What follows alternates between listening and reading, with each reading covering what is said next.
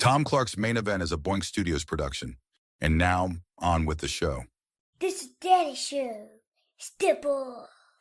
Come on, won't you say it loud? Ayo, we gon' turn this out. Tom Clark's Main Event. Hey, what's up, kids? Welcome back to the program. Tom Clark's back. What do you think about that, huh? It's only been 3 months, but we made it back, baby. What can I tell you? I've been a busy guy. Welcome back to the show. This is Tom Clark's Main Event, the podcast that makes everybody happy, despite not being a taco. That's right, kids. We haven't been here for 3 months, but it's all right. It's been a while since we've been hanging out together, at least live. So allow me to reintroduce myself. My name is Tom. What's up? I am your host, and this is, of course, as I said, our first live show since March 20th, the day before my birthday. I turned, remember that day. It's quite frankly none of your business, but it has been that long. Thanks to everyone who's reached out over the past few months. I've got a lot of messages. I got some emails too, actually, which is very cool. I do appreciate everybody that reached out. I had some tech issues behind the scenes, and I also had, if I'm being honest, a few health issues. But never fear, I'm squared away now. I'm in much better shape than I was in March. Believe me when I tell you that. So everything is going pretty well for your boy. So I'm pretty happy about that. Let's put it to you this way. If you see me in a fight with a bear, pray for the bear, baby. All right? If I'm in the park, I get jumped by the horseman, help the horseman. You know what I mean? Break my arm, but you're not going to keep me down. You'll get that reference if you're a horseman guy. If not, let me just wrap it up with this. Terry Funk ain't wearing no mouthpiece, baby. Neither do I. I'm going to stop putting myself over. I can't guarantee I'll stop forever, yeah? But let's get a couple of hellos. What's up, Chad? Chad, what's up, brother? Everybody go, Chad, are you still working, man? Chad was part of the pro wrestling promotion that I was a part of at one time. I don't even know if you're still in the business, brother. Hopefully you are. JP, you've been great to me, man. I appreciate you reaching out recently. Thanks much for that. Kids, we got a full staff on deck today. We got guests from around the horn. We've got some folks here representing Boink Studios and representing their own podcast as well. First of all, let's add them to the stage here. You know this gentleman, you know Big Tasty, and you know Jay from the Bear Mode podcast review of The Bear. You also know from the Entire Wrestling podcast. You know Joe Higgens as well from Bear Mode podcast review of The Bear. And you also know him from Repeat or Delete and Damn It Vacant. He's here as well. You know Alora Preslee from Peaches and Power Bombs, of course. And kids, last but not least, Ray All Day here from Ray Sports and Slams. We got a full house, folks. And I appreciate all you guys for joining us here today. How's everybody doing today, man? Just awesome, man. Well, happy 23rd birthday. Thank you. I appreciate you. I see what you did there. Thanks everybody for coming on. Who's excited for Forbidden Door? Tasty, let's start with you. What's your thoughts going into this show this weekend, man? Yeah, I'm reasonably hyped. I mean, this Forbidden Door has very little Forbidden Door in it, if you look at it in a certain way. It does feel like there's maybe... I think Tony did an interview just the other night where he said there's been some visa problems and that sort of and injuries has made booking it difficult, but I don't really know how we can continue to buy that excuse when the man's got infinite money and access to 3 entire rosters, so maybe he could try a little bit harder. Yes. We've got a couple of the old favorites. I mean, Zack Sabre Jr. is there because he's always in. And there's a couple of interesting stars, a couple of bigger missions that I'm a little annoyed about, a little upset about. Would like to have seen Mystico in there. Oh, he is there, but he's in a tag match. Why is he in a tag match? I would like to have. It's interesting that in a 12-person main event, we couldn't get a single CMLL or New Japan star in there. Yeah. But hey, I'm sure it'll be fun. I think it'll be fun. Yeah, I'm looking forward to it. The whole Forbidden Door concept, I think we've talked about this off mic as well. It's just not quite what it used to be, and I guess that's fine. I guess the gimmick part of it's kind of worn off over the years. But this is how many? Is this 5 Forbidden Doors, or is it 6, or is it 7? 5? 2001 was the first one, wasn't it? There you go. Yeah. 2001. 2021. Sorry, that one. The other one's hot. Say, that's I'm going too hot. I was going to say, your brain's been baked, man. Yeah, I'm with you. Yeah, I thought it was 2022. Interesting. Maybe so. Jay, what about you? What are you looking forward to this weekend, man, the most? Or are you? Oh, Mox Bandito. Yeah. That match was like it was booked specifically for me. Yeah.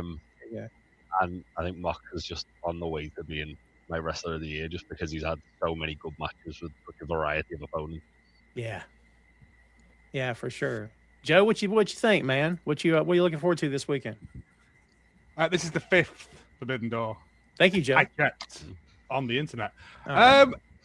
I don't know. I'm kind of very excited about Tekla against Starlight Kid because I think that's just going to be two women knocking lumps out of each other.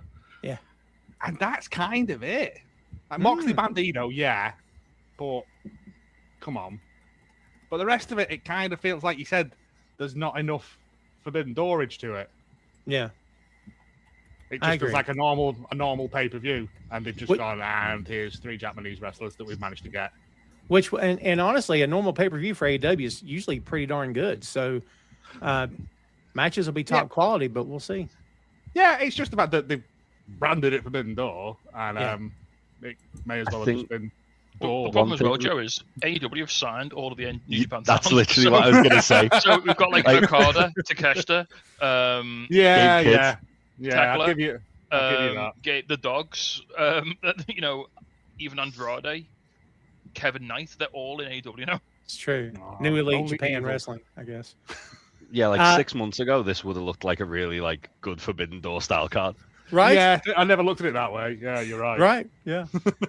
Alora, what are you looking forward to the most this weekend?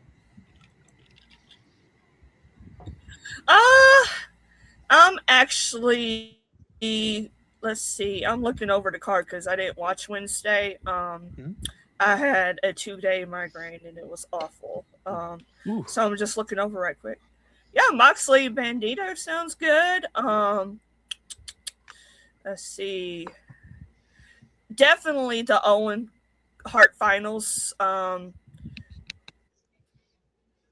which I think the men's is going to be a little predictive, but I think it's going to be good otherwise. So, and of course,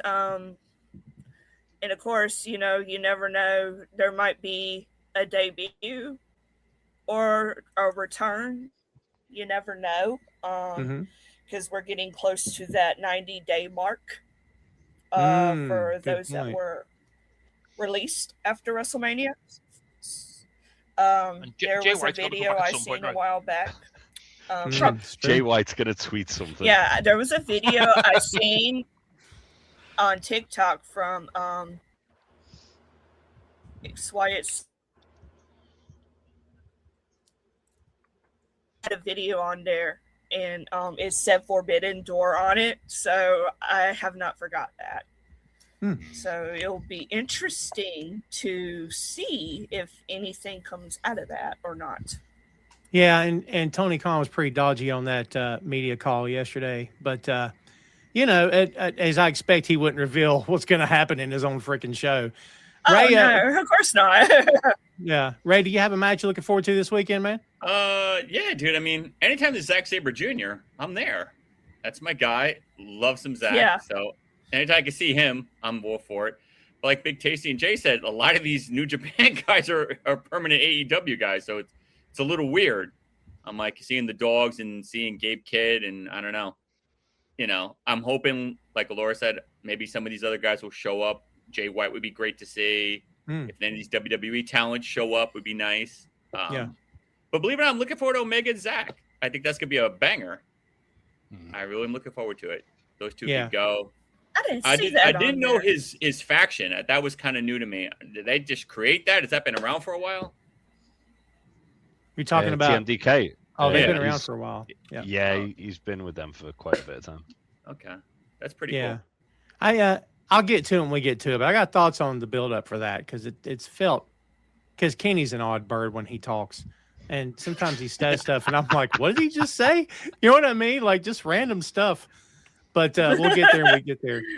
So I believe there's 2 matches confirmed for the pre-show. Sky Blue versus Micah, I believe, and that's Survival of the Fittest qualifier.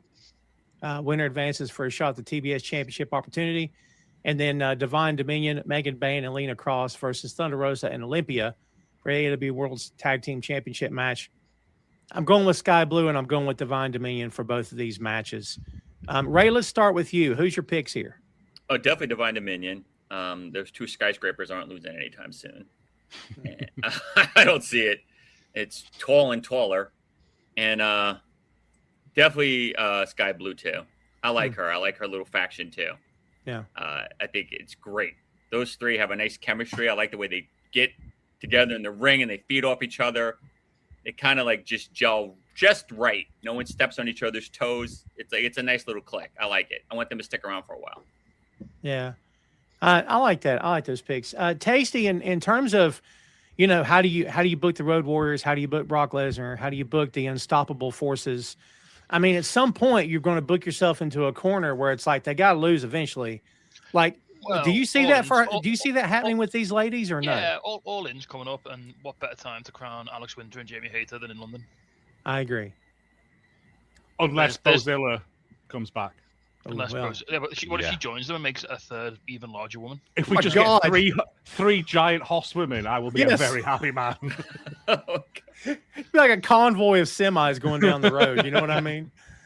I think it's probably time for Jamie Hayter and Alex Windsor to win. They're very, very deliberate. I think that they're telling the story because Alex Windsor had that little emotional moment with Ospreay, didn't she, when she didn't advance in the Owen? Yes. And she's having a little bit of self doubt. And Jamie Hayter is she's just your cool auntie, but she batters people, and that's great. Is Jamie still hurt? Is she? She'll be fine by all in. And I knew she was a bit banged up. Get her back in Britain. Get her back on proper tap water. Be right. Yeah, just get her on the Tizer and the couple of Greg sausage rolls and an iron brew. You'd be right. Over in this country would say put her back together with duct tape and popsicle sticks. So they could do that. Alora, what do you think about this? By the way, Tasty, I assume you're picking the champs to retain. Yeah. Yeah, I can see this being an AEW sweep on the pre-show. Yeah. I agree. What do you think about these 2 matches here, Laura? Divine Dominion, I actually like them. I believe they've been pretty strong since Megan Bain came into the picture and then followed with Lena Cross. So I think they're gonna win. And who was Sky? Who was okay, it was a singles match. Okay. Yeah. I think Sky Blue's gonna win. She's definitely, to me, one of the workhorses in the women's division. So I do see her succeeding in that match as well. Going over, I should say. Joe, you and Jay both agree with these choices here?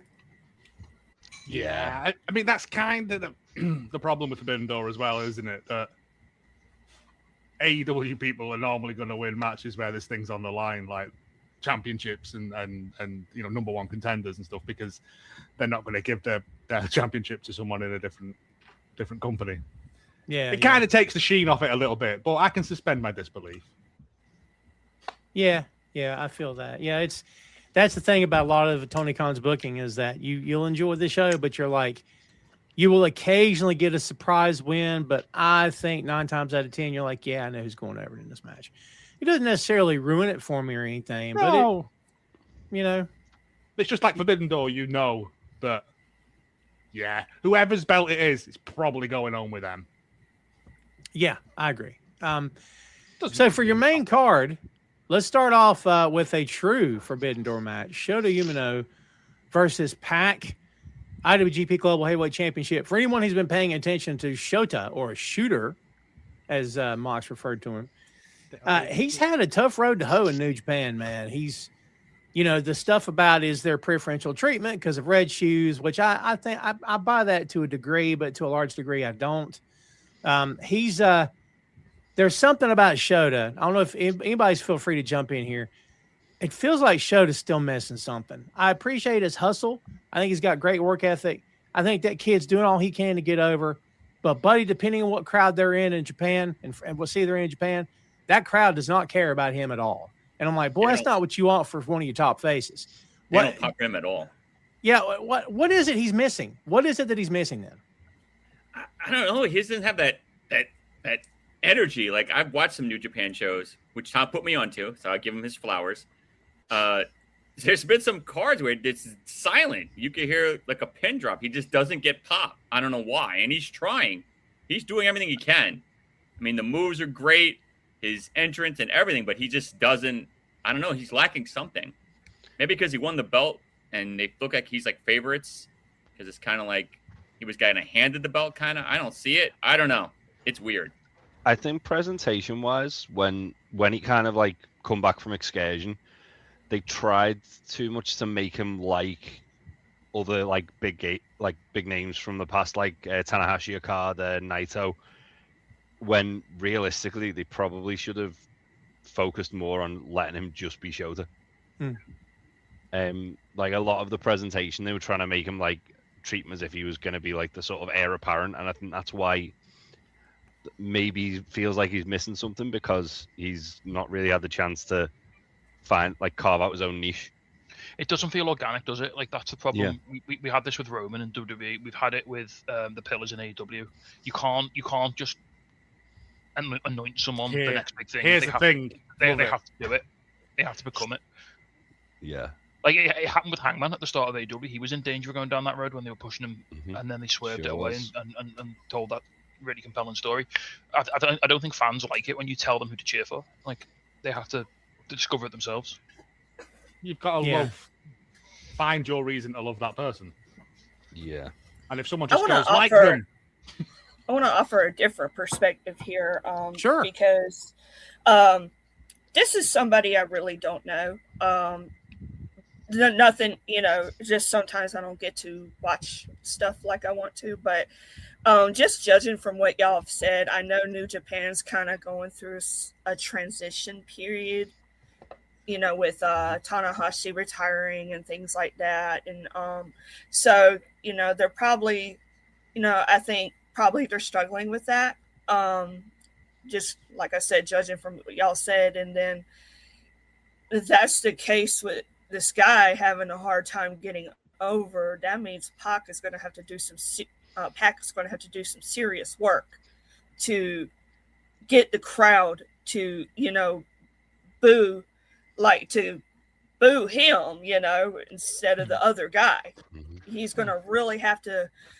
He'll just do some neck murder. It'll be fine. Really going to have to. Yeah. Yeah. Which pack are we going to get? Are we going to get Pac is amazing. So. Oh. I mean, I think technically the match will be brilliant. Is great. So I think it won't be a problem for him, but I just know he's going to have to put in a little extra work just to, try to get this kid over. Depends what pack we're getting. But Slinglet Dry Pack, terrible. Face, don't remind me of Dry Pack. It's got to be wet shorts pack. Then it's good. Yeah. Little tiny pants, full of sausage rolls, 2 nutty browns before he goes out. Yeah, dripping wet like he just got out of the shower. Yeah. Or out of a rainstorm. The Perfect. New Japan thing was they must have known this was all coming, and they kind of didn't future-proof themselves with it. They didn't try and build up people that much because they were like, well, these people are going to live forever. Joe, it feels like the softball episode of The Simpsons where Mr. Burns is like one unexpected event that's possible, but like 9, like Tanahashi could retire, Naito could leave, but all of them at the same time, no chance. Yeah. And plus, the young boys system in that country, guys, this, the way it works is it has the time frame. It's not developmental where you call someone up. It takes time, and Gator's not going to rush that process. So, like, I think in the next year to 18 months, they're going to be possibly top heavy with fresh, bright, hardworking guys, younger kids. But right now, as you guys said, they're not they're filtering in one at a time, but they're not quite to that point yet. I don't think that's helping anything. Kind of felt like they put all their eggs in one basket. They were only going pushing one guy at a time. Like they Shota, then Tsuji, I'm still waiting on Yuya Mary. He's awesome. He's awesome. Yamura's Like, awesome. It's the bewildering thing of they only sign them to 1-year contracts, and it's all kind of done on the back of a cigarette packet. Like, It is. It's like you're a multi-million-dollar company. Yeah. Have a system in place, you lunatics. I wonder if the new ownership will change that at all. You'd think, because you need to tie these people in for duration. Because there's a lot of companies now snapping people up. I mean, I think they genuinely didn't expect Okada to leave when he did. I agree. I think they were expecting him to be a lifer, and then when he kind of got his head turned a little bit, it was like, well, he's done everything he can in New Japan. Like if he wants. And he wants to be able to walk past the age of 40, so you know. Yeah, and I don't know if Tana's had knee surgery. I'm guessing he has. That poor dude is barely moving around right now. So like me, Jay, and Joe saw him try to climb a ladder live last year, and it was horrifying. Man, was it last year, or the year before? He tried that floating over the top rope to get to the top turnbuckle, and he couldn't do it. And I thought, was that when Swerve was wrestling him on Collision? Was it? Maybe it was. And wow. because that was a couple of years ago, because Swerve had to like basically get up and like stop Tanner from falling off the top rope, so Tanner could fight him off and then hit high fly foe. I don't think Shota's losing the belt here. I don't know. No. Yeah, I mean, you guys can disagree if you want, but I don't think it's gonna happen. They've done too much work to get him to this point. I will say though, I do like the story they've been playing with him. So if people aren't aware, Gabe Kidd popped up back up in New Japan the other day and beat him up after a G1 match, and basically said that he was a disgrace. He wasn't good enough to be a Death Rider. It was after he won the belt. He said he wasn't good enough to be a Death Rider. He was a disgrace. And so I love the idea that he's Moxie's like failed son. Yeah. And now Moxie's kind of upset with him because he's not good enough, and now he's sent his sort of horrible English football hooligan like extended family member to come and batter him, and now he has to fight his other football hooligan adopted family member Impact. So I love that. And Mox just delivering a box with Impact's head in it. Mox just sending angry English men to batter his son, and it's great. And JP, Gabe did sign with AEW. Gabe's all elite. So Gabe literally on New Japan, I think it was today or yesterday, did a big promo about it, saying that he's no longer New Japan, he's fully AEW. Yeah, saying AEW's New Japan's just terrible, and AEW's the best wrestle. He's basically trying to do like Scott Hall in WCW in New Japan. Yeah. Alora's trying to get her connection reestablished, kids. So in the meantime, we're going to keep moving on with this card here. Let's talk about Mystico and Mascara Dorada versus the Young Bucks versus Unbound Company, Shingo Takagi and Teton. I just love that Teton is on this card. That dude is so freaking good, man. And I'm a Shingo fan for life. So I'm very happy Unbound Company are here. I feel, look, to Joe's point earlier, I feel like the Bucks are winning this. I mean, I hope this doesn't continue through the entire card, that we get other people who can win a match. I think the Bucks like putting people over. I think this ain't for a belt. We're fine. It can go anyway. This. I think Sky Team might win this because they've got a lot of stock. A lot of stock. Super high on Mystico, aren't they? And Mascara Dorada. And Mascara Dorada, yeah. And the best part is this match is just going to be like that scene from Infinity War where like everyone's attacking Thanos, where Shingo's Thanos. Yeah. All the little lads just flying around him. Shingo's just like lariating, pumping bombers. There's going to be a portion of this match that takes place. It's going to be like Crouching Tiger, Hidden Dragon. It's going to take place entirely They're trying to get the gauntlet off his arm. You know what I mean? Even Titan gets confused at one point and just drop kicks him and realizes it's his partner. That's wonderful. It's really good. Yeah. Ray, do you agree with the guys? You think that this will be someone besides the Bucks winning this? Yeah, I'm going with Skyflight. I think they built this. Chris Daniels built this little faction. Try to do something with this. I don't want to make it so predictable. Skyflight's actually a pretty decent team. And it'd be nice to see them get a win. Obviously, they're not going to pin anybody on the Bucks because you can't make them look bad. So it'll be maybe Dorado or something. But yeah, I like Skylight. I think Skyflight should try to. You're talking about Sky Team, Mystico and Mascara Dorado, right? Yeah, okay. Mysticos. Yeah. I mean, Sky Team. I'm sorry. I think Sky Team should win. It'd be nice to see them get over. Dorado's awesome. Mystico's awesome. And like I said, the Bucks are too predictable to see them win, and you know, it would just be nice. And since it's not for a belt, I think anybody can win this one. So I'm going Dorado. I think that makes sense for those two, but my heart says Unbound Company. So I think I'm going to go with that. It's just Shingo using Titan as a weapon. Yes. I'm just swinging him around by his ankles. Shingo looks like he might be here to take a pin in this match. Like he might be the guy because he's at that point in his career now. He doesn't need protecting. Yeah. I see the only thing with that is the G1's like right around the corner. So whether New Japan would want Shingo taking a pin there. I mean, I wouldn't be surprised if the Bucks do. Yeah, Nick Jackson loves looking at the lights, doesn't he? I mean, like they lost to the Dogs the other week. They're not afraid to. It feels like they're gonna go on like a bit of a losing streak to set up the inevitable match against the New Day at All In. Yeah. And it's like the story could be that they need to find like what they're kind of missing, and then the New Day just show up and attack them, and it's like, all right, well, there we go. Yeah. Yeah, they lost to the Dogs. It was on Collision, right? It wasn't even like on clean as a whistle. Yeah, clean as a whistle. Wasn't dirty either, which made it really kind of weird. I love the no Dogs. Weapon, no tights. It was clean. I love the Dogs. I think they want to really make a big deal out of the Dogs, don't they, as well? They should. Yeah, they should. They should, They're solid. They can go. Finley was a former IWGP champion. I mean, yeah, it's what are we doing? You know, absolutely. Yeah. Yeah, I feel like it could go either of the three teams, but I'm going to go Unbound Company on this one. Speaking of the tag match, I want to go ahead and do this one too. Cage and Cope, Adam Copeland and Christian Cage, of course, versus the Dogs, David Finley and Clark Speaking Connors. of the Ducks, Yeah, may as well segue.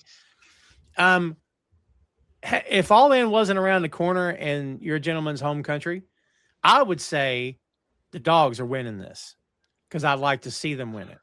But I don't think that's going to happen. I think you want.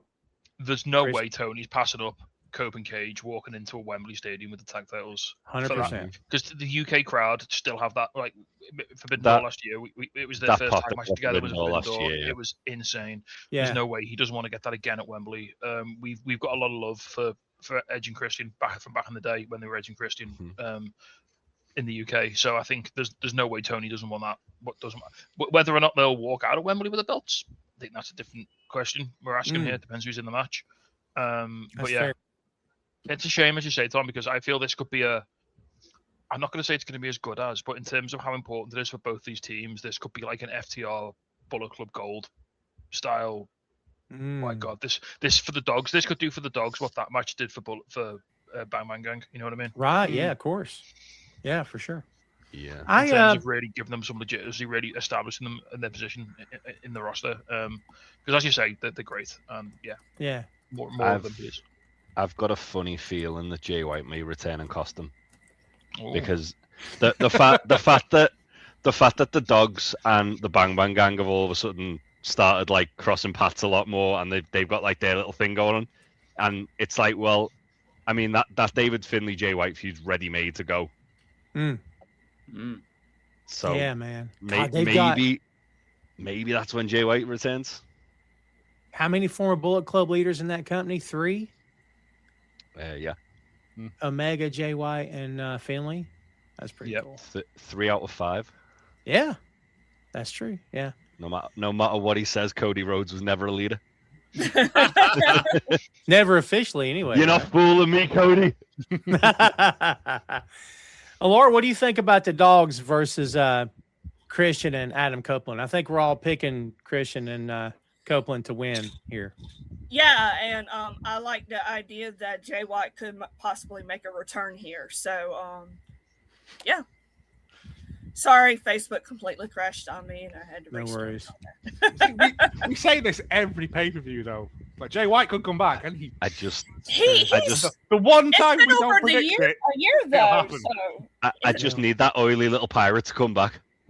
Oily little pirate. Knife pervert. I miss him so much. He's so great, man. Jeez. He's so great. Yeah, I miss him too. Hopefully we'll see him sooner rather than later for sure.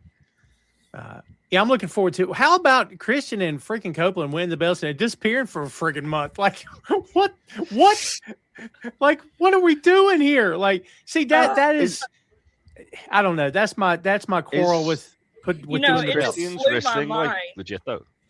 It blew my mind. It's been like 25 years since they held any kind of tag team championship, and I'm like, wait a minute. So the last time they were tag team champions, I was a senior in high school. All right, make it make sense.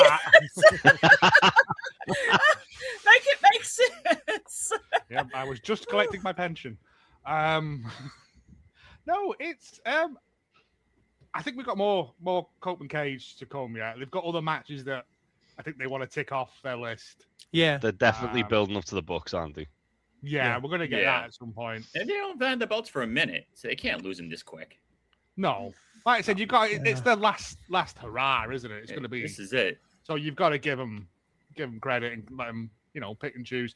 They're older as well, so you've got to give them the time in between and get 100% out of them and stuff. Also, I'm going to say I'm not a massive fan of the dogs. It just doesn't click in for me. Dogs here. Interesting. You know what? Go ahead, Joe. No, I said the dogs. It just doesn't click for me. Great, more angry lads. I need something other than just being angry. I need one of you to be a wizard, or just something. One of you can have a bed. Are you saying you need the power of positivity, Joe? Oh, I enjoy watching Clark Connors, so I'm happy about it. No, they're fantastic wrestlers and everything. It's like FTR. I just kind of it's great and everything. I just don't care. We'll see. It'll be interesting to see what happens. JP had the comment, when was the last time the Bang Bang Gang were all together? I don't think they have been with Ace Austin, have they, at all? No, not with Ace Austin, but Ace. it was before Juice got hurt, wasn't it? Yeah. Before Juice got hurt. It was before the last Wembley All-In. Was that when Jay went off? So good. Juice his hair grew back in his mustache and goatee. He looked terrible without that. Oh my god. Smooth Juice. No. That upset me so much. No, that upset me so much. Juice with pith. That's what we need with bits. Yeah, like Tropicana. and no smooth Juice. No smooth Juice. Juice with pits. And he needs to be in that circle with the guns when the camera goes around going, doing that thing he does. That is so good, man. The more feral juices, the better. Yes. Imagine if he were wet like Pac. Are you kidding me? Oh. Dude. Imagine if we pushed both of them into one of those fly machines and they fused together. Would it just be Jay White? No, it'd just be an incredibly dry wrestler and then a bucket of water. That's pretty good. Let's go to the women's match here. AEW Women's World Championship match. Tekla versus Starlight Kid. On that media call with Tony Khan, he put over Starlight Kid quite a bit. To the point where I'm like, he's really putting her over. So I have a holy cow prediction. I think she's winning the belt from Tekla. That's my prediction. Upset. I'm saying. I agree. Be surprised. I'm not going to be surprised. I think she's got that animosity.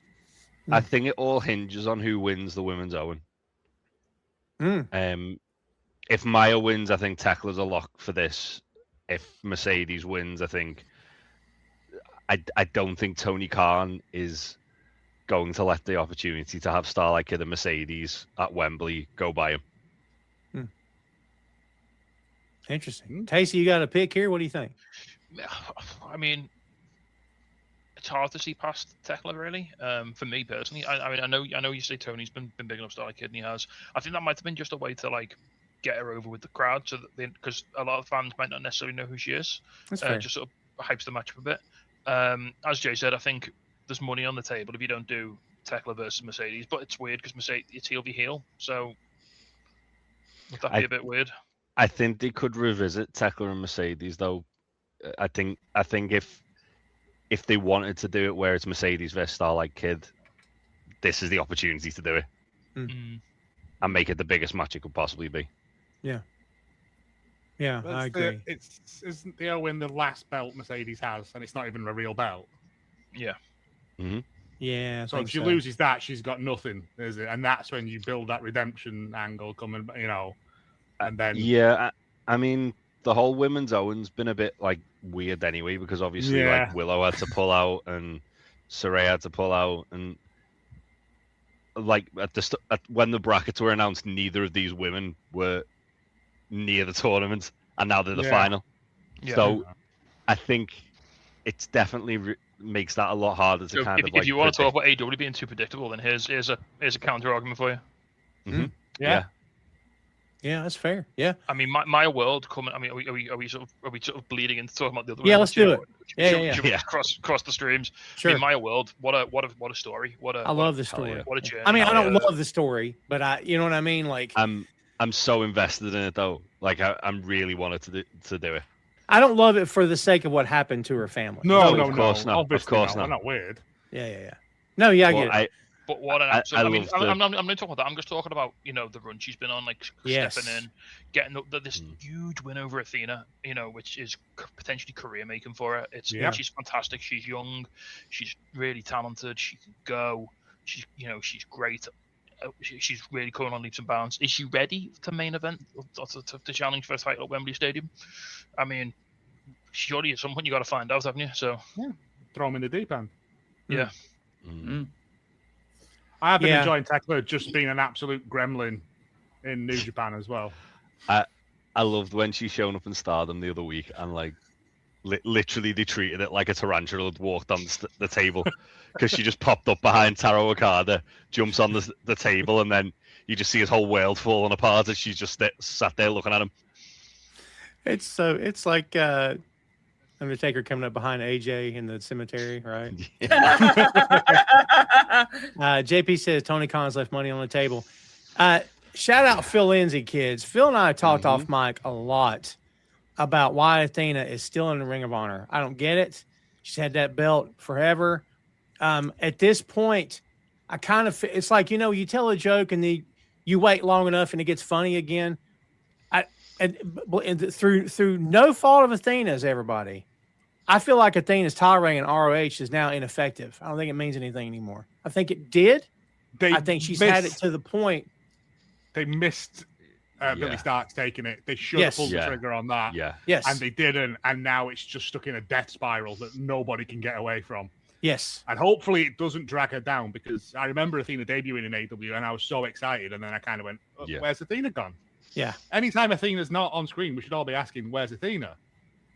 And they put her in Ring of Honor. And the work in Ring of Honor she's done has been tremendous. Don't get me wrong. But sure.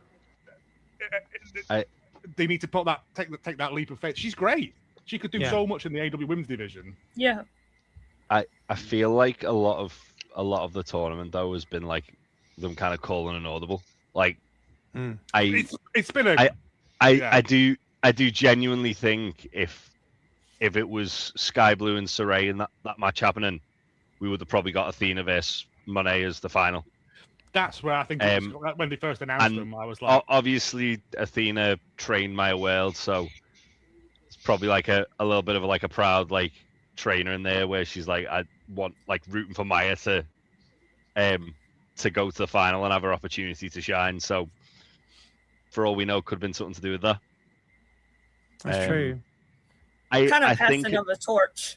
Almost. Yeah, to a degree. I think as well there's still the opportunity to, if Mercedes doesn't win the tournament, Athena's not got a match for All In. You've got a ready-made match right there. Oh, give me that. So I think there's ways to get to a lot of really cool different possibilities from this final and the women's title match here. Just a question, Jay. How long is your All-In show in your head? Because it feels like it's about 2 days long. I remember the last one was like long. Welcome back to night 12 of All In, guys. That last one was about 7 hours. So yeah, I'm pretty sure it's going to be a long boy. I just love the idea. Sorry, before you go to Ray, I just love the idea that Maya World might be going to wrestle for a title at All In because Tegan Knox wouldn't do a job. Oh Right. my! Oh. I forgot Right. about that. Yeah. That's really good. Man, I love Right. My World, man. I'm pulling for Ray. I feel like My World's gonna. I think she may beat Mercedes here. What's your thoughts on this? Yeah, because I think Mercedes came back and she's like back to where she used to be. Wasn't she getting pinned by everybody and their sister? And now all of a sudden, now she's unstoppable again. They got to pump the brakes on that story and go back to her starting to lose again. My World needs this. I think it's a great story. You know, I think she does the work. She's done her stuff. She actually pinned Athena, and I think Athena won the belt during Jesus' Last Supper. So she's had the belt. She's had that belt all that time. To see Maya get this win is great, and I think she's getting this. And I think Starlight's going to beat Spider Woman Tekla. Alora, who's your pick on this? I'm really liking all these theories. To me, I really like Tekla as the women's champion. I think she stepped her game up since capturing this championship. But then I think when Mercedes came back, and obviously she wants that title match. The one thing with Mercedes that could fit very well in the stories, she never seems to win the big one. When it comes to the title matches, she always loses. And I think it was Ray that said she can do that redemption arc. You know, she could possibly lose at Forbidden Door, and we might get Maya World and Tekla. You know, I don't think there's nothing wrong with that. And then you think it too that, you know, All In is one of their biggest pay-per-views of the year. Of course, you want to put Mercedes against Tekla. So it's kind of like, what are you going to do? You know, does Maya World put on an excellent match at Forbidden Door, and then, you know, she gets the, well, you did an amazing job, and, you know, better luck next time deal. I don't know. I mean, the only problem is, and me and Tom have this conversation, this will be 747 times. Mercedes, she just came back as a face. She's back as a heel again. Yeah. I know Tom is going to be like, they don't have face heel. But like, I don't want to see Mercedes fight Tekla, because who am I rooting for? That's a problem. That is true. I know the company doesn't care. Yeah, I know the company doesn't care, but it is a problem.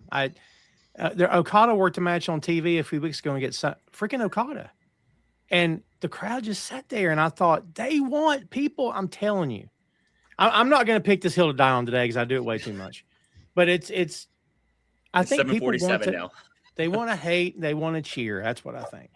But I can see these women's matches going either way, and the thing about Mercedes coming back, it felt like a whimper the way they brought her back. When they brought back Joe, they said, by the way, Joe's back tonight. And I'm like, Joe's back is he? Like, no tease, no promo, no nothing. And I'm like, all right, that's what we're doing. So like, I don't know. There's moments this company does stuff, and I'm like, I don't understand it. So maybe it's just me. But we'll see how the women's matches play out here, kids. But regardless of what's going to go down, I'm sure they're going to be highly entertaining. So we mentioned Mox Tekla versus Starlight Kid is just, I'm genuinely like low-key match of the night. That'd be really fun. I agree. If they let Starlight Kid just be a little goblin, I think the theme of this, everybody kind of has a good story in this. So they do, yeah. We'll see. We just need some supernatural creatures, I think, is the theme of this pay-per-view here. No, I mean, just let her do her stuff. Like, don't be like, you have to do this, that, the other. Just let her go out. And I tell you what, Mercedes and Hasuki a couple weeks ago was so good. It was really good. So good, yeah. They worked hard to get that crowd, because that crowd was sitting there not reacting. But they worked hard to get that crowd into it, and that they got them for sure. So yeah, kudos to those two. Mhm. Moxley versus Bandito, AEW Continental Championship match. Tasty, let's start with you this time. Is there a planet on which Brody King does not tear Bandito's head off? Because I think I think it's coming. What do you think? Brody King? Well, you think Yes. he's going to turn heel on him? What? I absolutely believe he will. No, their love is a pure love, Tom. No, I No. disagree. Best, I think best friends forever. Friendship Am I wins, Tom. Island? No, Tom, I think, they do the Macarena together. I They've don't got care. little heart pendants, half each. They put together and like That turns me heel right there. Are you kidding me? It summons Captain Planet. If Yeah. that happens, I'll just be crying in the shower in my Brodito t-shirt. That will hurt me more than when I- MJF, when the Brochachos broke up. It will hurt me more. If Bandito and Brody King ever break up, I'll be inconsolable. I think he rips his head off. I think it's coming. I'm more concerned about when Buddy comes back than Brody doing anything to Bandito. Wonder how that could Fine, play out. he could just be the third. Really and truly, I think. Or just trios titles. There was a curse Really in and trios truly, I titles. think Brody King is a world title contender. I do too. Yeah, 100%. Yeah. 100%. But I don't think you can give me a year. turn. I don't think you can turn a guy whose entire sort of persona has become like anti-right wing heel in this environment. Such Well- a good point. You're right. Yeah. Yeah, you that's can't. That's a dangerous line. Yeah. You can't, but we're not talking about us. AEW does wonky stuff. They do. I don't think they would alienate a vast portion of their audience by turning a genuine good person heel. It would just be counterproductive. And I know they do a load of weird stuff, like you said, but that's like I couldn't see that in a million years. They've already done like a kind of like Swerve, like out of the blue heel turn as well with Kevin Knight last month. So I don't think they're gonna. It's just the Kevin Knight Which thing. made that no they did with Brody. sense. But Kevin no, Knight I was th- talking I- in third person, so I knew he was turning. I've been waiting for Kevin Knight to turn on Speedball for months. As soon as he got that belt, I was like, when's he doing it? When's it happening? He already like cost Speedball the belt by basically doing the UFO onto Speedball. So Well, I knew that was coming. let me rephrase that. Him joining the Don Callis family made no Oh yeah, sense. that shouldn't have happened. Oh no, that's statistically. I mean, one of us statistically is in the Don Callis. Like, I think why? it's my turn this week. Yeah. Oh God. I'm so Yeah. sick of the Don Callis family. Oh, I couldn't love even it. tell you who's in the Don Callis family anymore now. I know, right? Are I you love in the it. Don Callis family? Are you? I don't- Anybody? Even I if you really are, like the you Don don't Callis know. family. You get I mean, it's activated a phone call and it's like meringue, and it's like a Manchurian candidate style situation. And the next, I'm not crazy about Don, but I love the family actually because it's a good. They needed a good heel faction, like a big old stable of lads. There's been 100%. nothing like that since the Heenan family, though, either, has there? That's exactly why I love it. Yeah, for sure. or like the Dangerous Alliance. So that's Yep. why I like it. It reminds me of like factions of old. I totally It's just- agree. Yeah. It's just, who are you? Are you? They should all wear badges or like have numbers, like just so I know who's where in terms of when they like the Stonecutters. I really Yeah. think they could have did a lot better with Lance Archer because he's such a big guy, but you know, they have him lose all the time and stuff. I wish they Yeah. would do better booking on. I mean, he got to be in a Spielberg film, so that's kind of cool. And we've also always got that video of him putting that lad through a ceiling tile. Yeah, And we'll always into a have ring, which we'll always is have that. one of my favorite things in the world ever. Yeah. When he was tagging with Davey Boy Smith Jr. and they were in Japan, they were called what were they called? That's it, Killer Elite Squad. My son was a lot younger. We met them in an event and got a picture with them. And I put the picture up somewhere, and I'm like, in this photo are two men, and I'm not one of them. Because like you get next to these guys, you're like, all right, I need to be over there. You're two different specimens, okay? I'm not even on the same planet. So you yeah, step further back while I step forward, so we look Yeah. at least perspective for you. right? Yeah, it's crazy. Yeah, Well, I tell you what, you meet some of them and you're like, oh my God, this isn't exaggerated, you know? Yeah, exactly. Yeah. Well, since I threw a hand grenade to the freaking Mox and Bandito match, because no one agrees with me, it's fine. What do we think about the match? Who's picking who here? Mox. Oh, I actually somewhat agree with you. I could see the turn. Shut up. Really? I swear, I'm not. This is not me bowing to the captain. Well, I actually could see it because they've been so buddy. It would only make sense for him to turn. I don't know that it would happen here. I think it's going to happen though.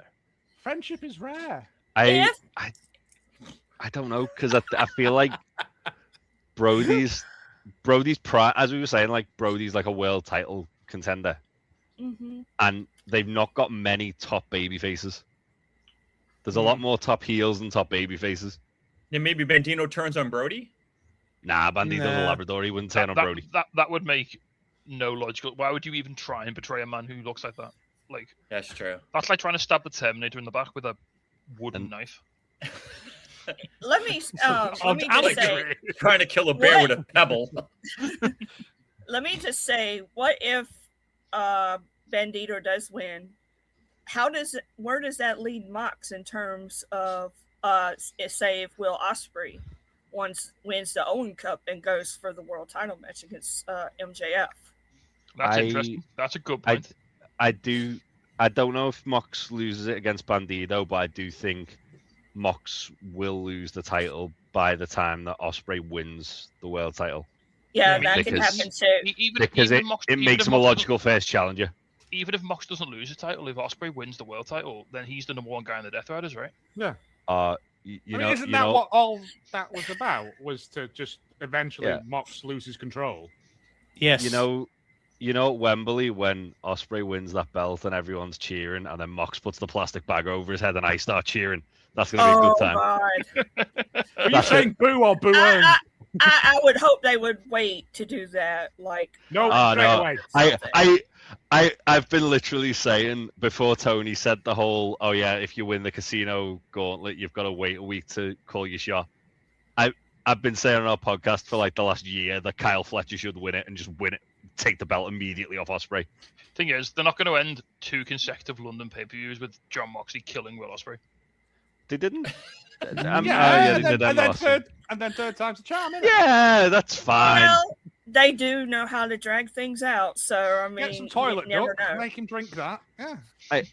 Hey, we've had the happy Wembley end with Brian beating Swerve. We can have this one where Mox murders Will Ospreay in front of his family. It'll be great. Yeah, because I definitely think there's no way Ospreay is not winning that title match. They do love to put it on undeserving people at Wembley, don't they? Oh yeah, they sure do, mate. Yeah. I'm looking forward to that all-in preview that we do. Mentioning names, Soraya.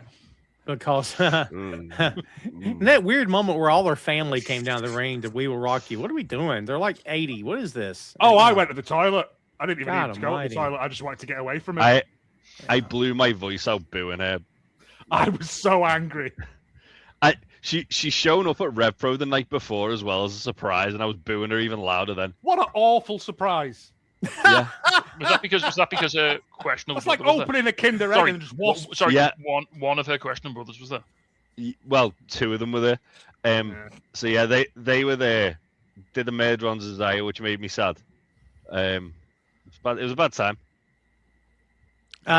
So I'm picking Mox to go over here. I don't think Bandito is winning the belt. Yeah, same. As much as I'd love Bandito to win, I think Mox does. Yeah. I think Brody King's going to be stood on the side watching Bandito choke the no one's allowed at ringside. Their stories are going to go in different directions after. Oh, all right. Brody's going to be watching it over his shoulder like that in the back on the screen, and a single tear is going to fall as Bandito gets choked out. And that's Isn't Brody challenge Moxley? Yeah, and he's like, "You killed my brother. Prepare to die." Well, yeah. we've got a pay-per-view between All In and this now, haven't we? So yeah, the new one. Is it the new one? Yeah, we have Redemption, is it? Redemption. Yeah. I mean, Mox vs. Brody makes perfect sense though. I'm into that. Yep. Yeah, there you go. I'm okay with that. Speaking of Will Ospreay, he is taking on Swerve Strickland, men's Owen Hart Foundation tournament final. boy, I got a lot of thoughts that we don't have time for. Even though my name's on the show, I'm going to save them. Alora, let's start with you. What do you think about this one? I want Swerve to win so bad, but considering it's a title match at Wembley the next month, there's no, like I said a few minutes ago, there is no way Ospreay is not losing.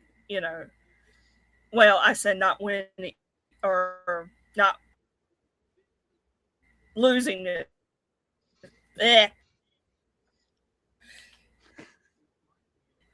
There's no way he's losing.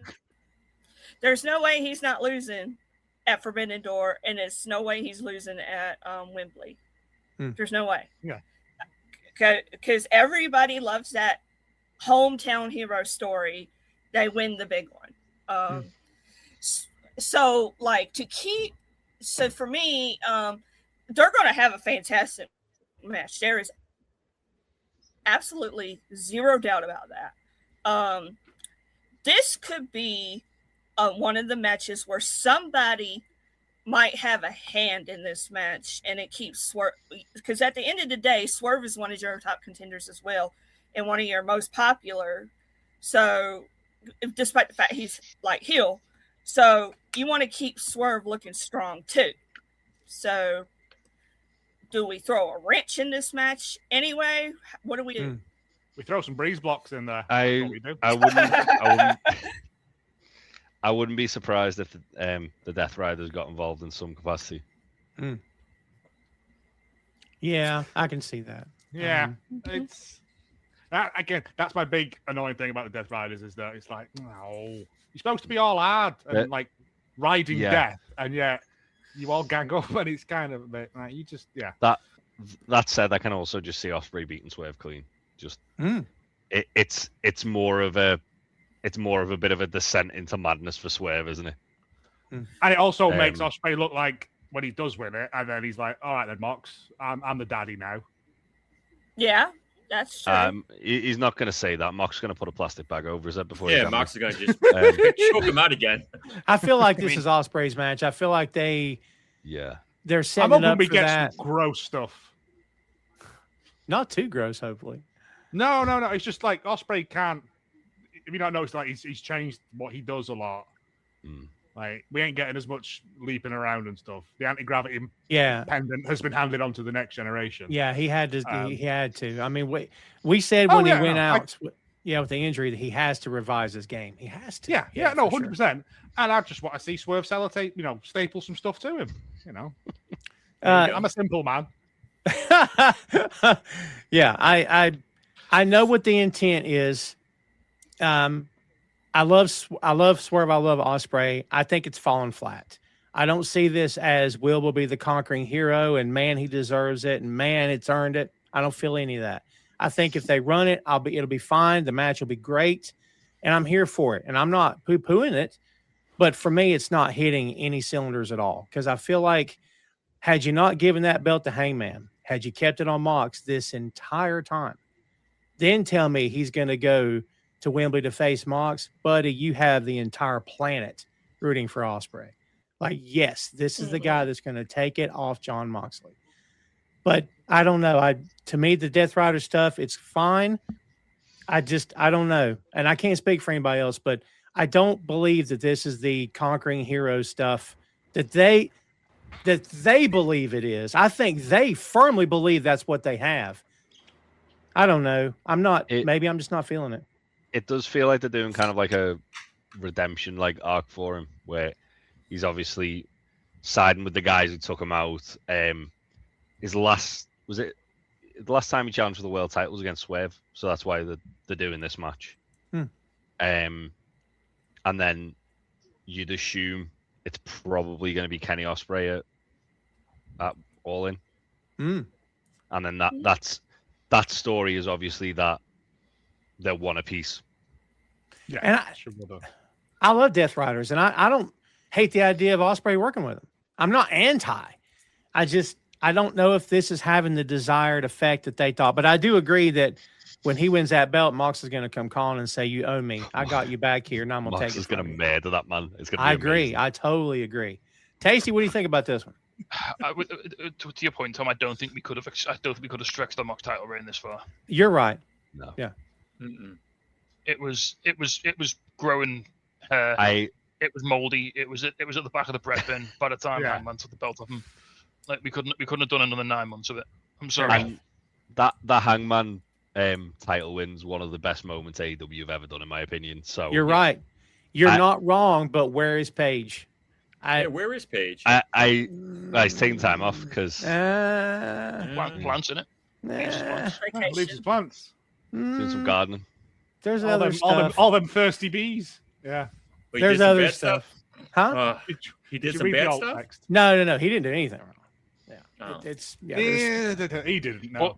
But the storyline with Ospreay now, it's less a case of he's saving AEW now. It's more a case of he's got to prove to himself that he can be the guy. And that's fine. And it's how far is he willing to go to the dark side to reach his potential with Moxley? Yeah. And what better person to arrive with a load of staplers and breeze blocks than Swerve? Yeah. I feel a bit sorry for Swerve because in a parallel universe, Swerve is just the guy forever, and he is a multiple-time world champion at this point. But he's just a victim of poor timing because they can only put off making Ospreay champion for so long because he's the best wrestler in the world. And what can you do at that point? And they can always revisit Ospreay and Swerve. Oh yeah, down the road. So I don't think it would be the last time they. No, if Ospreay, if what we all think happens, and as you said, if Ospreay wins it all in, which appears 90% likely the way they're going with this, he's got so many built-in challenges. As Jay said, he's got Moxley. As you said, he's got Swerve. There's all these people. Fletcher's the heir apparent, isn't he? He's like the next guy. Fletcher's taking that belt off him for sure. I agree. No question. Give me that. Oh yeah, absolutely. Kyle Fletcher is that dude. I need a pink AEW World title now. I'm ready. I can't wait. I can't wait to see Jay have an existential crisis when Ospreay is holding that belt up, just praying. You'll be like, have you seen that woman at the Taylor Swift concert thing? You're going to be sat next to me like. He's like, no, don't worry, the lights haven't come up yet. Someone's going to cash in and like literally they're taking the ring down. He's like, no, it's going to happen. It's going to happen. Be in the parking lot trying to hail a cab. I'm telling you, it's coming. We got to get back in there. Yeah. And then Mox just gets the plastic bag. I'll just take some with me and just keep throwing them at the ring. Yeah. Use this. Hope it's a windy day and it just manages to reach you. You just wrote "Do it, coward" on it as you keep throwing them at it. It's like the ECW shows, and they pick up a chair and go, "Use this," and they grab it and hit them with it. That'd be fun. Let's talk about. Mox couldn't help himself. No, he couldn't. If he has the opportunity to bring that bag out again, He's got a plastic bag there, perfectly good plastic bag. He's not going to not use it. Yeah, they should do. I might cut. You know that bit in is it American Beauty with the plastic bag in the wind, and then that's his bag. He's chasing it. I don't know how it works for you folks over that side of the pond, but over in the UK, we've got to pay for our plastic bags now when we go shopping. So those plastic bags that Moxie used, they're not free anymore. At some stores, you do. Yeah. 10p. You have to pay for them in the US too. Yeah. I paid 40p the other day in Tesco. What? Is that one for life though? Like. Yeah, but that's the trick. They don't have the regular ones anymore. No. Yeah, well, just have them in your pockets. That's what I do. Anyway, this is getting off topic. Kenny Omega versus Zack Sabre Jr. Speaking of weird British things, what about Zack Sabre Jr.? Yeah, right. So, Stretch Armstrong. There's been a lot of talk recently of Zack Sabre Jr. winning a belt in AEW. Now, I keep thinking, I don't think this is going to happen, but I think it would be a very cool thing for them to do, rather than doing Kenny and Ospreay at Wembley. If they want to do like a big match on home soil, have Zack Sabre Jr. beat Kenny here, then beat MJF, then go to All In. I don't think it's going to happen, but that'd be cool. That'd be cool. I think Zack's taking this. Yeah. I think Zack might beat Kenny here. Yeah, he's going to beat Kenny. He's going to beat Kenny. Why would they give him any mic? Like, those promos have been like, it's Kenny just talking weird stuff, and Zack doesn't get a word in. I'm like, what's going on? We all got respect in the promo as well, where he shouted, "What's the frequency, Kenneth?" Because that was incredible. Yeah, that was very good. That was very good.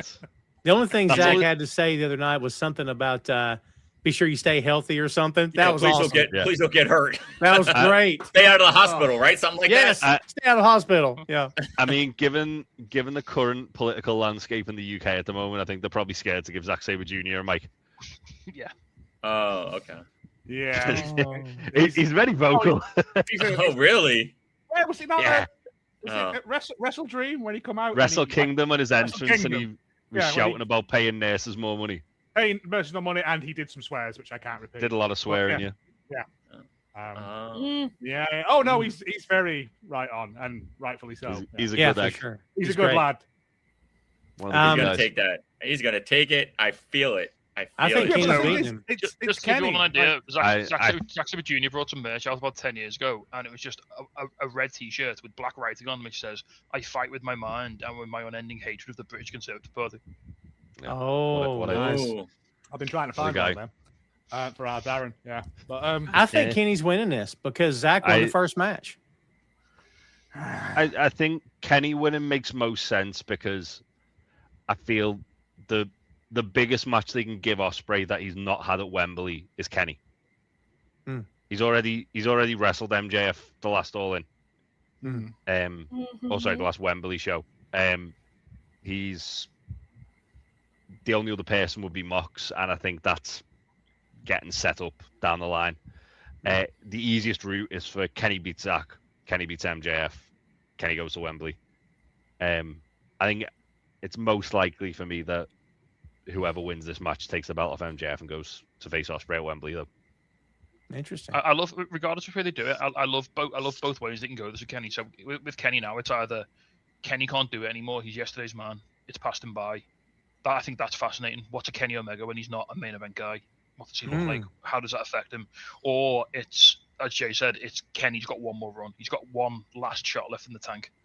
And I think both of those scenarios are so compelling. Because Kenny, we've all grown up with Kenny Omega over the last 20 years as one of the best pro wrestlers in the world, and to see someone sort of slowly starting to age out and succumb to the ravages of time and injury, and I think it's just a really fascinating real life human story that they have a chance to tell here, which is great.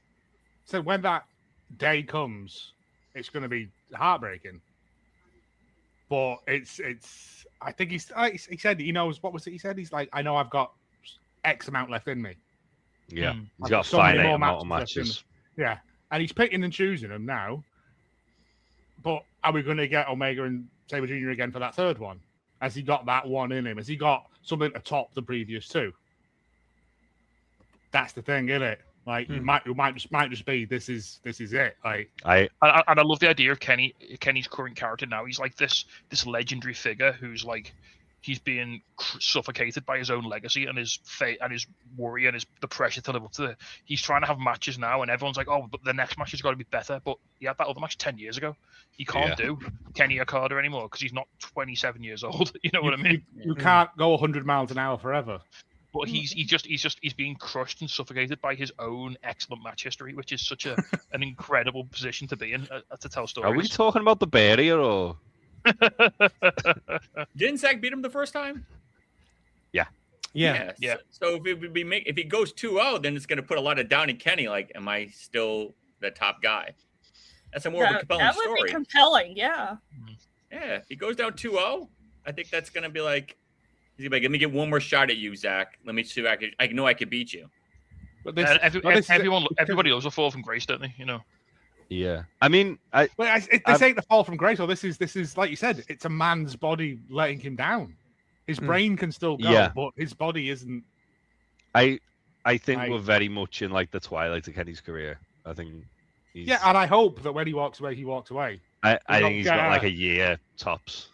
We don't get and here's another Kenny match. Yeah, you got a year. We don't get a Shawn Michaels Kenny match. Yeah, he just comes out, does a terrible V trigger. Everyone cheers. We go home. Like, Yeah. I mean, his body's been through it. The dude is 42. Oh. He ain't 52. You know what I mean? Like, yeah, but Yeah, he's look the same at what age he's as me. wrestled. You Yeah. look at what he's wrestled and what he's put that body through, and also when he was AEW World Champion, he had to train in a spinning ring because he had vertigo. Yeah. Yeah. They built a ring that span round to combat his inner ear problems. Right? That's not right, is it? No. That's why he's out for like 18 Better months than after me, dropping the belt. because no, I couldn't do it. I want to know how you just wake up and go, you know what'll stop this? If we rotate the ring constantly. I'm like, all right, Bruce Forsyth, what are we doing here? Like, that's just, my. But no, like, he's put his body through so much. Like, in such a compressed amount of time. All those New Japan matches, that's hard on a body. Japanese necks are built differently. I don't care what anyone says, because they throw you on your neck. Right? Yeah, he had that battle with severe diverticulitis too. That's the word. Thank you. I couldn't think of it. Yeah, I think that has hastened the process along a bit, and go out while you can go out on your shield. Innit? Go out high rather than having boneyard matches. Yeah, thank you, God. Yeah, Either way, I like the boneyard match. That was it was silly. I loved it. Either way, I think it's always a treat to see Zack Sabre Jr. So I think, with that being said, either way, you know, whoever wins. I think we're going to get a great match either way. We'll definitely especially if it's an opener, it's going to be a great opener to the show. We'll definitely see Zack Sabre Jr. at All In as well, because he's always around in the UK for Rev Pro at that time of the year. So there's always a chance we're popping All In. So don't think, oh, they're not going to do anything with Zack because he's not going to be around. He'll be about. In a just world, they'll do Zack versus Danielson 3, but I don't think they're going to. Yeah.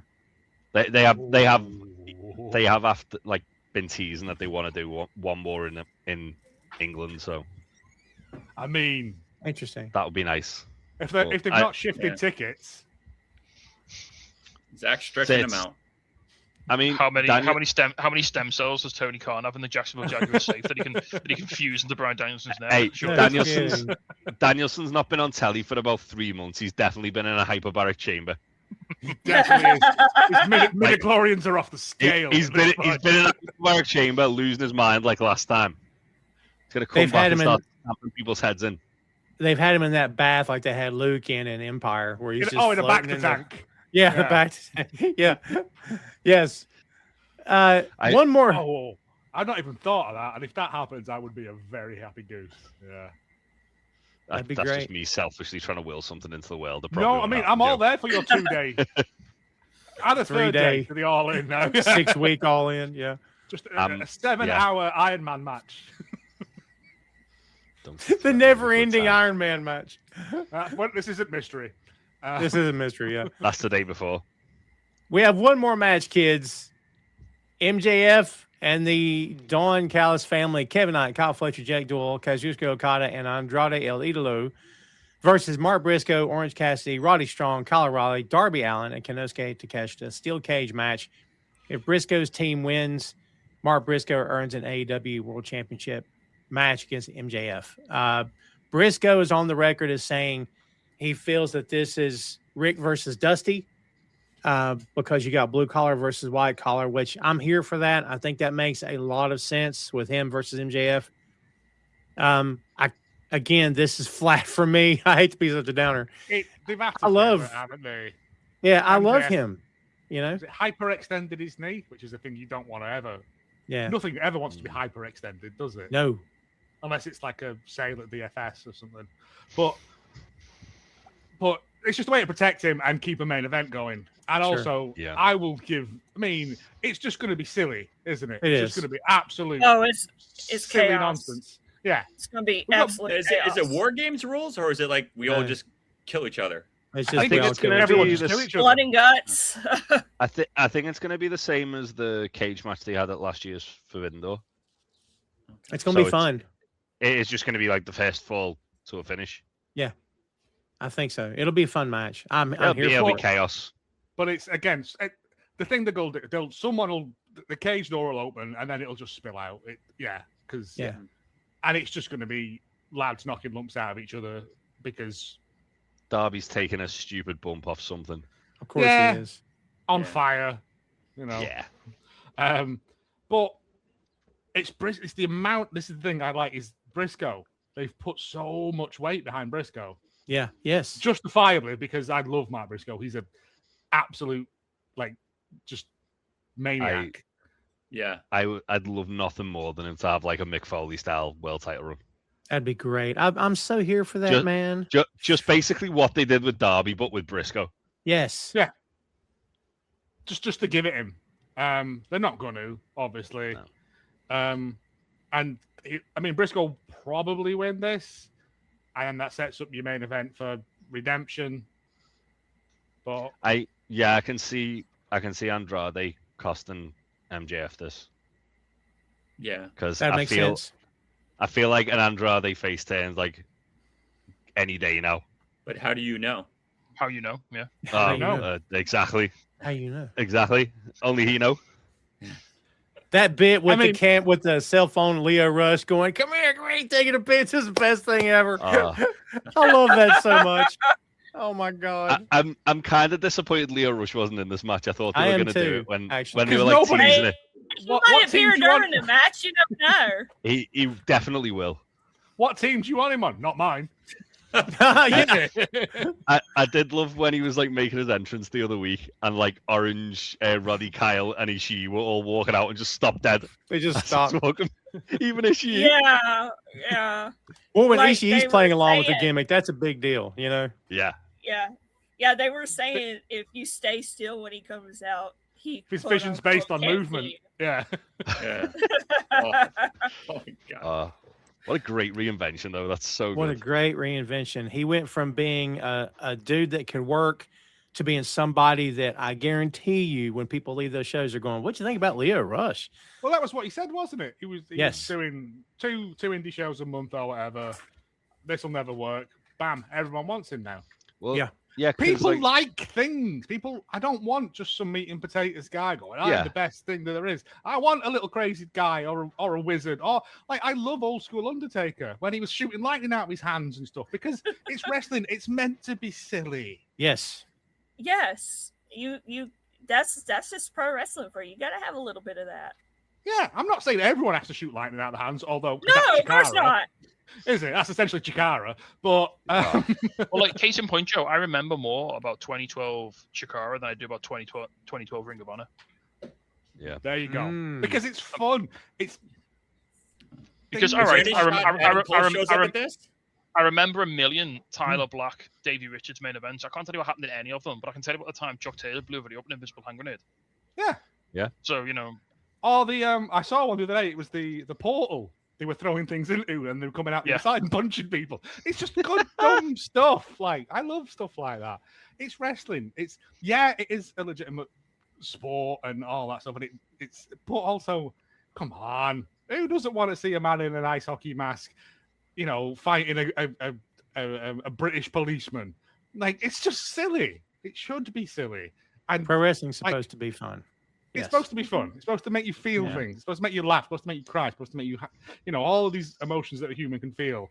And I think with this match, we're going to get silly. We've got Cassidy in there against Okada, like again, and I'm all for that because like Okada Chaos members. Yeah, but Okada hates Cassidy, and like Cassidy just plays up to it, and it's just fun. Like it's just as much as this is a put together match, it's a thrown together in it because MJF's leg, but. This could go down as like one of those just excellent main events of nonsense. Yeah, just pure chaos, just pure fun. Get a load of guys in there. Takeshita and Okada can just have a 20-minute Matt Classic in the middle of it for some reason. While everyone else is doing bits, they're just absolutely putting on a clinic in the middle of the ring. Yeah. Is there any shot Adam Cole shows up and helps the conglomeration? I don't think probably not. So. I don't think him and Roddy and Kyle. That'd be awesome if he could come back and those three could connect again. He was on the Mystery Wrestling Infinite Rumble on Monday on commentary, and he said he's getting there, but he's still a long way away. So they mentioned him too. Mentioned him on TV, right backstage. Yeah, they mentioned him. Yeah, because he said this is for my boy Adam. I mean, when last year Tony was talking about it in an interview, it sounded pretty bleak. Like I don't think he's coming back. I'd love to see him come back in a role. I'd love to see him have a job, whether it's as an agent or whatever. I don't think he's going to be wrestling again, but I could be. Yeah, I mean, he can literally just come back as like an on-screen personality. Like he doesn't need to. I mean, yeah. As much as I love watching Adam Cole wrestle, I would love him more to be healthy. Yeah, that's it. I think he's going to come back and he's going to be healthy. I hope so. I mean, I'd love him to just come down to the ring and just give him a big thumbs up, like, you know what I mean? And then that's it. Hey, that's a pop, isn't it? Cole's music. It's kick MJF, say, remember me? But I do think if he does come back, it's probably a ways away. Probably not until next year at the earliest. Yeah, I think we're a long way off. Andrade has to turn now. Don't drag this on. I think it's interesting because they've done a really good job of kind of like showing that a lot of the Don Callis family guys aren't really on board with this. Like, Kyle hates MJF. Okada doesn't really like MJF. Kevin Knight wants MJF's belt, so he's doing it just for his own like means. Kyle hates Kevin, and Andrade clearly hates MJF as well and wants his belt. So I think I think Briscoe's team wins because the Don Callis family's team basically just implodes. Yeah. They're all trying to pin each other. Egos get in the way. Yeah. Yep. I agree with that. I agree too. I'd like to see Briscoe get his title shot. It still feels like we're going to do this because we're going to give Ospreay the belt, which if that's the plan, you could have put anybody there besides Briscoe. I'm glad Briscoe's getting another opportunity. I think that's great.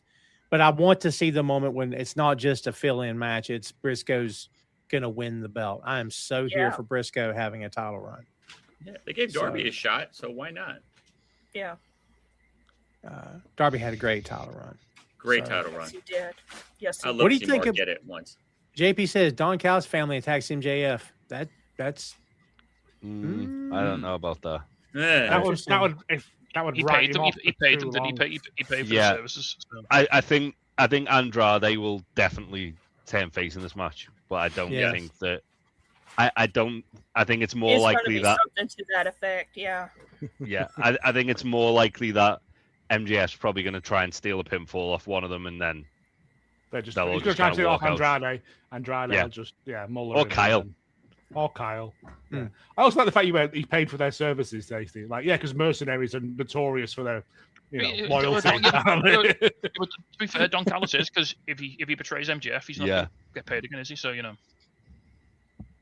Don but has he got control of his boys? That's the thing. That's it. Don and maybe not all of them. That's the intriguing part, isn't it? So because there's so many to keep track of, you can't keep making all those late night phone calls. As long as he's got control of the largest boy, Jake Doyle, then that's fine. Yeah. Why does Jake Doyle, the largest wrestler, simply not eat the others? They got enough for a 5-on-5. They got 12 guys now, don't they? How many they have? I don't know. All I remember is that they're Brian Cage, Jake Doyle.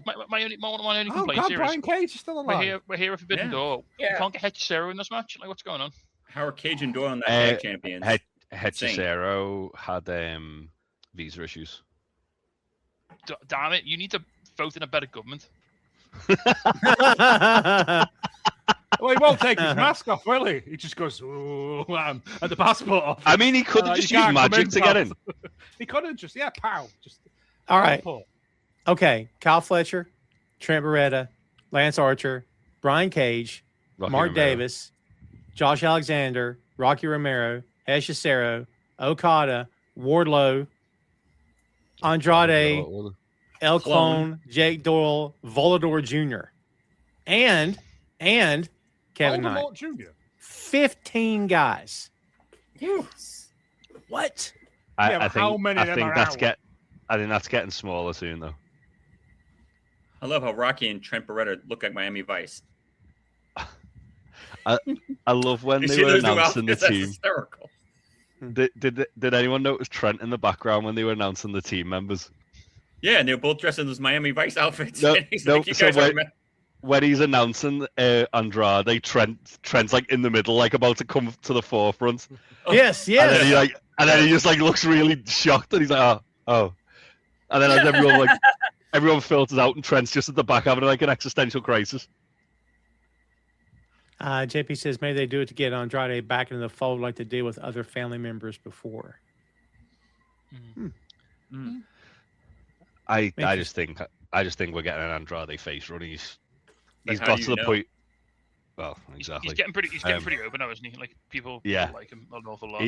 He's got to the point where his matches are like too good to not cheer him.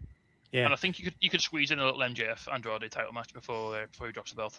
Yeah. I think they might just do that as a singles on like one of the pay-per-views like around that time. I put it on Dynamite as one of those 3-hour specials. Yeah. Or, Don't forget, or we've even, only got one more pay-per-view before we're all in now. So if Well, we're dropping that belt Isn't before Bash then, at the beach in the summer? Yeah, that'd be a show. Yeah, at an actual beach. Yeah, that's the Put Andrade in a that- title match that at the beach arena thing. looks- Yeah. Yeah. 8th of July. That is so. That's That 2 makes, weeks that, away.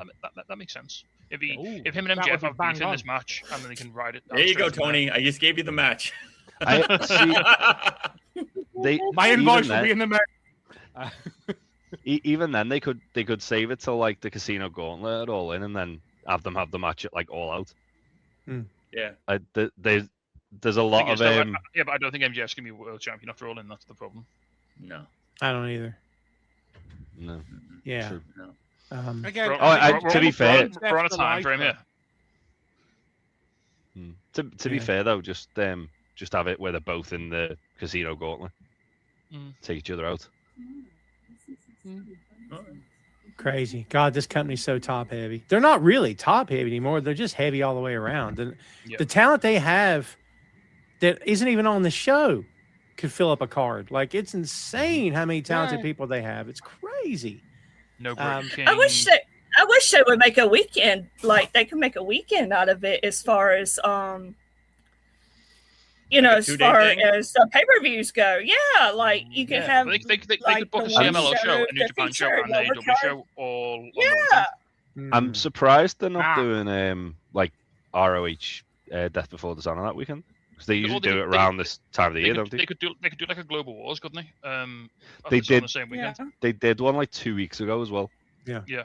So it's like, well, they've just done it for. I again, Phil and I spoke off mic about Ring of Honor needs some help. Ring of Honor needs an audience, and that building they're recording in is not doing them any favors.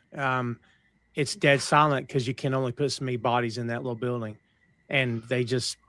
I don't think it's helping the product. Matches are good, but like I watch every week, and I got a hard time some weeks investing because it reminds me of the COVID era when there was physically no fans in the arena. You still watch, but like doesn't feel right. Something's off. Like Presentation is everything. Presentation's a lot, and I don't think they're.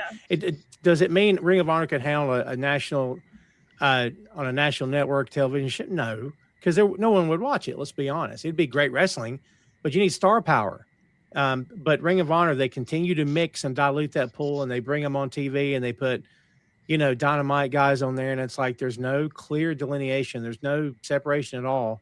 And then, like I said, even if you wanted to do all that, you've got to get Ring of Honor. That show's got to get back in front of an audience. People need to be able to react. Wrestlers work off the crowd, and there's no one to work off of. They're trying too, boy. They look around, try to get them hyped. There's no one to hype. You're doing this. There's no one there. It's just one guy. Hooray. I'm saying it's tough. I want to see Ring of Honor do well. There was a comment about should he buy TNA, which I love how all the wrestling websites ran with it. He never said he'd be interested if it were cheaper. So whoever said that that's not true. He just said it's not anything he's looking at this time. Could he be lying to all of us? Sure. But come on, calm down. But like, listen, even if he bought it, what would he do with it? It's like taking it's a cursed. TNA's a cursed chalice at this point. Yeah. Right. I am so looking forward to the Dark Side of the Ring episode on that. Like, Dark Side of the Ring series of TNA. They got a 3-part series on it, and I can't wait to watch it. Well, you brought Paul Heyman in. Heyman pitched you on what he wanted to do, and you told him no. Are you kidding? So that's a sign right there that they weren't in the right headspace, because he came in years ago when Flair and Hogan were there, And his pitch was, you need every talent on this show hyping Joe, hyping AJ, hyping Daniels. Those are your guys. And when you have Ric Flair cut a promo, he should say, yeah, you know, Hogan and stuff, but buddy, I'm here to watch AJ Styles. And you have every veteran talking about the young talent, and that's what they should be there for. And they didn't want to hear that, apparently. So it's like, all right. Because people love Legacy. And Yeah. Legacy's fine to a point, but also I don't want to watch two old men shuffle. If I want to do that, I'll go to the pub and watch two old men shuffle around in the car park. Yeah. And that's free. That doesn't cost me anything. Right. It's knowing when to stop. That's the thing. Yeah. And a lot of them don't know. That's like the Kenny thing. I hope Kenny knows when to stop. I agree. And I think he will. I think he will. It's a life lived. Yeah. Speaking of knowing when to stop, kids, we're going to call it today. We went through this entire car. We're going to start booking the other company for too long. So I will say, I'm into the idea of the CMLL AEW thing, and they have and the winner of all three of those there's just one belt between all three companies, and they fight for it. They're the champions of each one. Like Mortal Kombat. But without death. No death. No stealing of souls. Finish him. Right. But yeah, just I've posted this theory for a long time of the singularity, where eventually all wrestling companies work together, apart from that one, because they never will. Never. No, never. But everyone else just gets on, and we have just matches happening everywhere, and there's just one mega belt. Right? And that's king of or queen, person of wrestling, because it can go to anyone, right? Because wrestling doesn't matter, does it? Anyone can fight anyone because it's silly. And when that day happens, I'll be very happy. Because we had this with the NWA. You had every territory who had their champion, but then there was NWA World Champion. And when he came to town, it changed everything. That was the belt. I'm thinking the Galactic Master. No, because that's male coded. Oh man. Okay. I told you we were going to start booking other stuff. Well, guys, there you have it. There's our preview of AEW, NJPW, and Stardom Forbidden Door. Before we get out of here, let's go back around the horn. Alora, plug your stuff. Where can people find you at on the internets? You can find us on Facebook and YouTube at Peaches and Power Bombs. I am on TikTok as well under Alora Preslee. I don't really do a lot of content, but I share a lot of content. But I hope to do that more soon. But anyways, you can find us there. On the Facebook page, we are getting close to 1,000 followers. So if you want to check it out or whatever, please do. If you like it, tell everybody about us. Like, share, subscribe. That means we can do a whole lot more if we got more faces on us. So we're really excited about that. For sure. Ray, what you got? Oh, I'm sorry. Go ahead. One more time. I'm sorry. I almost forgot. I'm sorry. But one more thing. I will plug this, and I hope that's okay with Marie. But July 13th, we are going to have WWE Women's Legend Princess Victoria on our show to promote her new book. So nice. It'll be at 8:00. Very cool. Victoria's Secrets. Oh, that's a different kind of show. Ray, what you got? All right, you can check me out every Wednesday on the Tailgate Party, part of the Peaches and Powerbomb crew. But Mondays, I am part of the Boink Studios family, and you can catch me on Ray's Sports and Slams, big sports show, NBA, NFL, World Cup soccer, and just check me out Mondays at 6:00. I'll be there this Monday. We'll talk about Argentina winning the World Cup, and I told you so, and a lot of stuff like that. Please check it out. Boink Studios, 6 p.m. You can find us on YouTube and all other platforms, basically. I will say the USA World Cup strip is the worst football strip I've ever seen.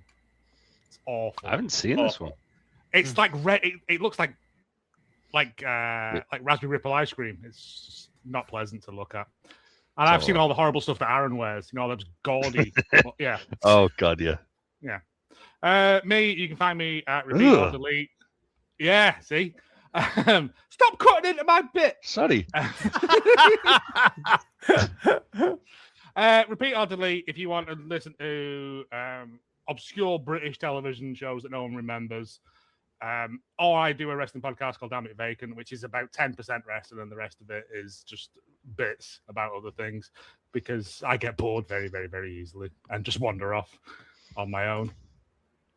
Joe, I listened to your show. I listened to the Bret Michaels episode. It was quite good. It was quite good. I take that as a compliment then. It was quite good. Your show was quite good. Probably not that show. It was quite good. Wait until you see the Ice Warriors one. I'm terrified by that.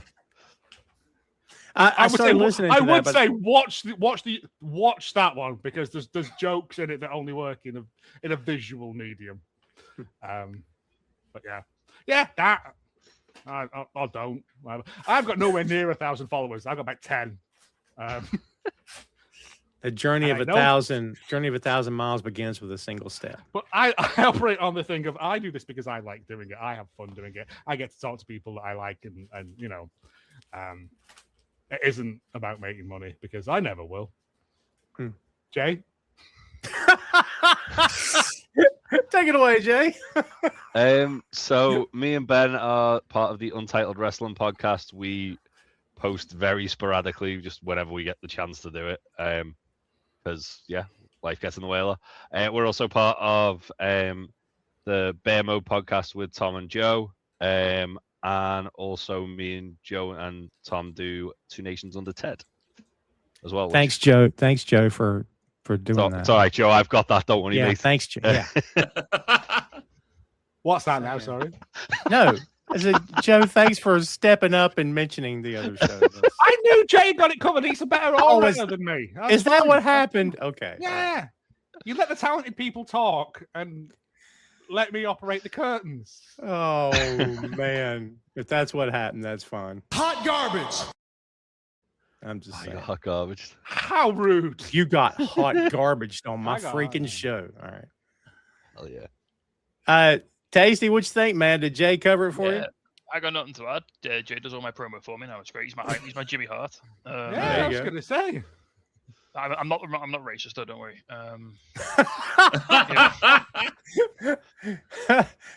Get that man a megaphone. Yeah. Like Jay said, Bear Mode is probably my favorite thing I've ever done in a podcast format. We talk about the bear, we get sad and have feelings. It's a good time. Despite what I just said, and if you want to, if you ever want to jump on the Untitled Wrestling Podcast Discord and talk to me about Warhammer, come and do that because that's fun as well. I meant to send you a thing before where someone's mashed up Warhammer and Sylvanian families, and it kind of works. Oh my god, I can imagine. But Bear Mode, Untitled Wrestling Podcast. We put podcasts out sometimes. Jay actually said to us last week, he's like, "Should we do a preview show for Forbidden Door?" And I was like, "No, we're going to do it on Tom's podcast. It's fine. We're doing it anyway." So there you go. There you go. See, all in the family, baby. All right, guys, hang out for a bit, if you will, and thanks to everybody for joining us here today, boys. I very much appreciate it, and to Alora as well. So there you go, kids. We appreciate everybody hanging out with us here today. Thank you so much for giving me your time and attention live and or after the fact. Yeah. Again, it's been a long time coming to get back. I did do some audio episodes of the main event in the meantime, just a handful. So if you want to go check those out, those are on the audio platforms as well as on the YouTube. Boink Studios YouTube, as Ray said before, you'll find Bear Mode, a podcast review of the Bear. You'll find Two Nations Under Ted Lasso podcast. You'll find this show, Tom Clark's Main Event. You'll find Tom Clark's 6M podcast. Episode 300 is coming in a couple of weeks. So stay tuned for that.